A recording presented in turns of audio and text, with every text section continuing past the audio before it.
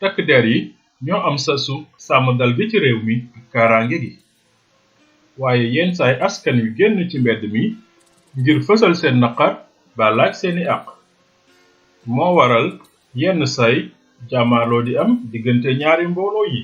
ba jur ay gaañu-gaañu wala ay bakkan yu ci rot lii ab tënk la ci ñett ñu ci ñàkk seen bakkan ki ci ñëkk mooy Balla Gaye mi nga xam ne mi ngi ñàkk bakkanam ci le 31 janvier 2001 fekk muy laaj payeeru ndongo daara ba tey jii bés boobu moom la ko ndongo daara yi jagleel moom nag ak soxu ngànnaay bu jóge ci benn takk der moo ko faat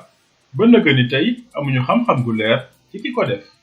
ki ci topp mooy Mamadou Diop mi ñàkk bakkanam ci le 31 janvier 2012 fekk muy xeex li Ablaye Wade bëggoon a jëlaat réew mi ginnaaw li ko ponk réew mi may